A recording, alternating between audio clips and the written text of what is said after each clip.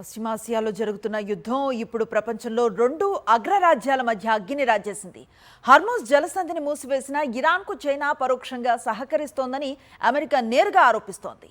Iran నుంచి 90% చమురు కొనుగోలు చేస్తూ ఆ దేశం జరుపుతున్న దాడులకు చైనా నిధులను సమకూరుస్తోందని ట్రెజరీ సెక్రటరీ స్కాట్ బోన్సెట్ ధ్వజమెత్తారు. మరోవైపు అమెరికా విధించిన ఆంక్షలను తాము పాటించబోమని చైనా భీష్మించు కూర్చోవటం పరిస్థితిని మరింత క్లిష్టతరం చేస్తోంది. ఈ పరిణామాలు భారత్ సహా ప్రపంచ మార్కెట్లపై ఎలాంటి ప్రభావాన్ని చూపనున్నాయి? ఇప్పుడు చూద్దాం. అమెరికా ఆర్థిక వ్యవస్థపై యుద్ధం పంజా విసురుతోంది.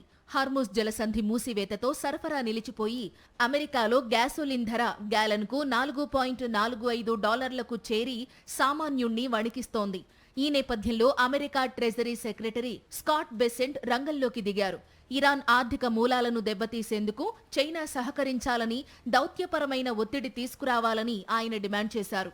ఇరాన్ చమురును కొంటున్న చైనా పరోక్షంగా అంతర్జాతీయ ఉగ్రవాదానికి ఫండింగ్ చేస్తోందని ఫోక్స్ న్యూస్ ఇంటర్వ్యూలో బెసెంట్ తీవ్ర విమర్శలు గుప్పించారు. చైనాలోని హెంగ్లీ పెట్రోకెమికల్ లాంటి రిఫైనరీలపై అమెరికా ఇప్పటికే ఆంక్షలు విధించింది. ఇరాన్ రెవల్యూషనరీ గార్డ్స్ నుంచి బిలియన్ల డాలర్ల చమురును కొనుగోలు చేస్తున్నందుకే ఈ చర్యలు చేపట్టినట్లు వైట్ హౌస్ చెబుతోంది. అయితే చైనా మాత్రం వెనక్కి తగ్గడం లేదు. 2021లో రూపొందించిన బ్లాకింగ్ మెజర్ అనే ప్రత్యేక చట్టాన్ని ప్రయోగిస్తూ అమెరికా ఆంక్షలను పాటించవద్దని తమ కంపెనీలను ఆదేశించింది. ఇది ప్రపంచంలోని రెండు అతిపెద్ద ఆర్థిక వ్యవస్థల మధ్య ఆర్థిక విచ్ఛిన్నానికి దారితీసే ప్రమాదం కనిపిస్తోంది.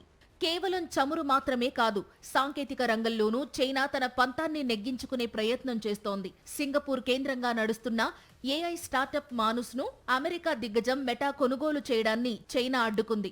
ఈ డీల్ను రద్దు చేయాలని ఆదేశించడం ద్వారా అమెరికా టెక్ కంపెనీలకు చైనా షాక్ ఇచ్చింది. ఈ నేపథ్యంలో మరికొద్ది రోజుల్లో బీజింగ్లో జరగనున్న ట్రంప్ షీ జిన్పింగ్ భేటీ అత్యంత ప్రాధాన్యత సంతరించుకుంది.